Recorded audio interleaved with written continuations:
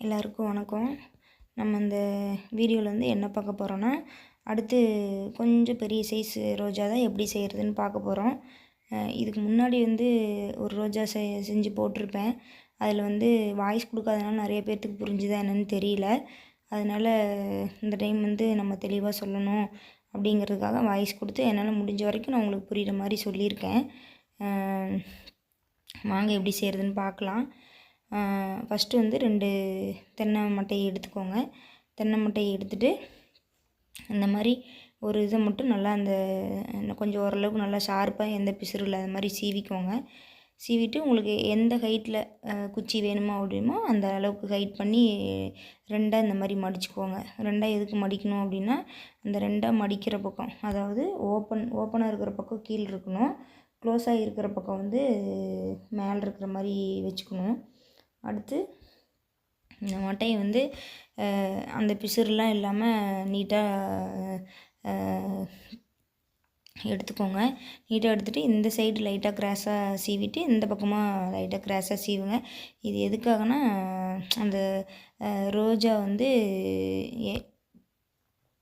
இருக்கிறதுலே ரோஜா வந்து அழகாக தெரிகிறதுக்காக தான் இந்த மாதிரி கட் பண்ணுறோம். ஏன்னா இது வந்து லீஃப் மாதிரி, இது வந்து ரோஜாவோட இலைகள் மாதிரி தெரியறதுக்காக இந்த மாதிரி கட் பண்ணுறோம். ஃபஸ்ட்டு இந்த மாதிரி கட் பண்ணிவிட்டு 4 மட்டையும் ஃபஸ்ட்டு ஒன்றா சேர்த்துக்கோங்க. ஒன்றா சேர்த்துட்டு உங்களுக்கு வந்து லீஃப் வந்து நல்லா வெளியில் பெருசாக தெரியணும், நல்லா நீளமாக தெரியணும் அப்படின்னா இன்னும் நீங்கள் நீளமாக விட்டு இன்னும் கொஞ்சம் உள்ளே தள்ளி கூட நீங்கள் இந்த மாதிரி குத்திக்கோங்க. நான் சொன்ன மாதிரி அந்த மடிப்பு க்ளோஸாக இருக்கிற பக்கம் தான் வந்து மேலே வச்சுக்கணும். இது எதுக்காகனா, நம்ம மடித்து வச்சு செய்கிறதுக்கு அந்த சென்டர் மாறாமல் இருக்கிறதுக்காகவும், இன்னொன்று நம்ம வந்து ஃபுல்லாக நம்ம 4 மட்டையை வச்சு சுற்றுறனால குச்சி வச்சு சுற்றினா தான் ஈஸியாக இருக்கும். கண்டிப்பாக இந்த குச்சி இல்லாமல் நீங்கள் பண்ண முடியாது, ரொம்ப கஷ்டமாக இருக்கும். அதனால் நான் குச்சியை வச்சே தான் உங்களுக்கு சொல்லித்தர போகிறேன். இந்த மாதிரி ஃபஸ்ட்டு ஒரு மட்டையை வந்து இந்த மாதிரி கிராஸாக மடிச்சுக்கோங்க. அடுத்தடுத்து இந்த மாதிரி ஒவ்வொரு மட்டையாக ஒரு மட்டையாக கொஞ்சம் கொஞ்சமாக தள்ளி, அதாவது மட்டை ஒன்றுக்கு மேலே ஒன்று இருக்கக்கூடாது. இந்த மாதிரி ஒன்று கேப் லைட்டாக கேப் விட்டு தான் இருக்கணும். இதே மாதிரியே சுற்றியும் மடிச்சுட்டு வரணும். இப்போ வந்து ஸ்டார்டிங் பண்ண இடத்துலேருந்து திருப்பி வந்து அந்த இடம் வந்து நம்ம ஸ்டார்ட் பண்ண இடத்துக்கே திருப்பி ஒரு ரவுண்டு வந்து சுற்றி வர்றோம். அப்படிங்கும்போது அடுத்து ஸ்டார்ட் பண்ண இடத்துலேருந்து அடுத்த லைன் மேலே வரும்போது என்ன பண்ணணும் அப்படின்னா, லைட்டாக வந்து உள்பக்கமாக கொஞ்சம் குறுக்கிக்கணும். அதே மாதிரி இப்போ நீங்கள் சுற்ற வந்து குச்சி வந்து கிராஸாக போச்சு அப்படின்னா அது வந்து நல்லா ஸ்ட்ரைட்டாக பிடிச்சி அடியில் வந்து 2 விரல் வச்சு பிடிச்சிக்கோங்க. 2 விரல் அதில் வச்சுட்டு ஒரு கையில் வந்து இந்த மாதிரி மட்டையை சுற்றுக்கும். அந்த மாதிரி கிராஸாக தான் வரணும். மட்டை ஒன்றுக்கு மேலே ஒன்று வரக்கூடாது. நம்ம சுற்றும்போது இந்த மாதிரி 4 மட்டையும் தனித்தனியாக தான் இருக்கணும். ஒன்று மேலே ஒன்று இருந்தால் சுற்றும்போது நல்லா வராது.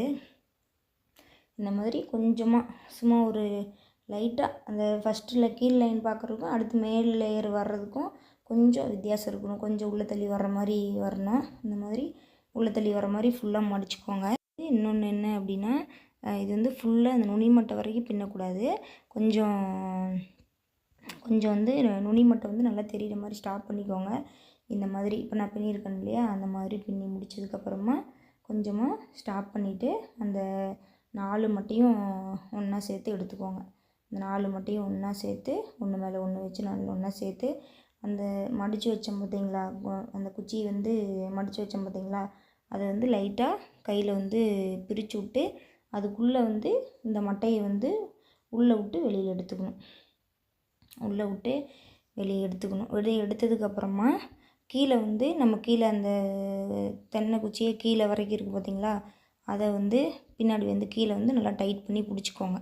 டைட் பண்ணி பிடிச்சிட்டு அதே மாதிரி இன்னொன்று குச்சி வந்து ஸ்ட்ரைட்டாக தான் இருக்கணும், கிராஸாக இருக்கக்கூடாது. கிராஸாக இருந்துச்சுன்னா உங்களுக்கு ரோஜா இந்த மாதிரி நல்லா வராது. இந்த மாதிரி கிராஸாக போச்சுன்னா நீங்கள் தான் ஸ்ட்ரைட் பண்ணி குச்சி நல்லா ஸ்ட்ரைட் பண்ணி பிடிச்சிக்கணும். அடியில் வந்து லைட்டாக ரொட்டேட் பண்ணிங்கன்னா போதும். ரொட்டேட் பண்ணிட்டு இந்த மாதிரி மேலே எக்ஸஸாக இருக்கிறத லைட்டாக கட் பண்ணி விட்டுட்டு அடியில் வந்து கீழே வந்து பிரிஞ்சுட்டு வரும்.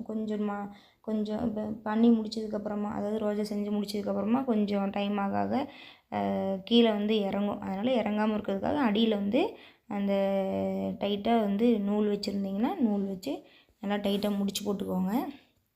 டைட்டாக கட்டிட்டிங்கன்னா நல்லா அப்படியே க்ரிப்பாக நிற்கும். ரோஜா வந்து நல்லா டைட்டாக இருக்கும். நல்லா பார்க்குறதுக்கு அவ்வளோ அழகாக இருக்கும். உங்களுக்கும் இந்த மாதிரி பிடிச்சிருந்துச்சின்னா நீங்களும் ட்ரை பண்ணி பாருங்கள். குழந்தைங்களுக்கு இந்த மாதிரி செஞ்சு கொடுங்க. அவங்களுக்கு வந்து இந்த மாதிரி சின்ன சின்ன கிராஃப்ட்டு இந்த மாதிரிலாம் கற்றுக் கொடுங்க. இதெல்லாம் உங்களுக்கு ஈஸியாக தான் இருக்கும். கண்டிப்பாக இது உங்களுக்கு ஈஸியாக தான் இருக்கும். என்னால் முடிஞ்ச வரைக்கும் புரிகிற மாதிரி சொல்லியிருக்கேன்.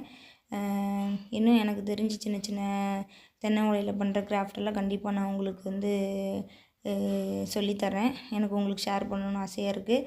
கண்டிப்பாக என்னோடய சேனல் வந்து பிடிச்சிருந்துச்சின்னா சப்ஸ்கிரைப் பண்ணிக்கோங்க. இந்த வீடியோ உங்களுக்கு யூஸ்ஃபுல்லாக இருந்துச்சுன்னு நினச்சிங்கன்னா கண்டிப்பாக நீங்களும் உங்கள் தோட்டத்தில் தென்னை மட்டை இருக்குது, பக்கத்தில் தென்னை மட்டை இருக்குன்னா இந்த மாதிரி செஞ்சு பாருங்கள். இந்த வீடியோ பிடிச்சிருந்துச்சின்னா யாருக்காவது ஷேர் பண்ணுங்கள், லைக் பண்ணுங்கள். தேங்க்யூ.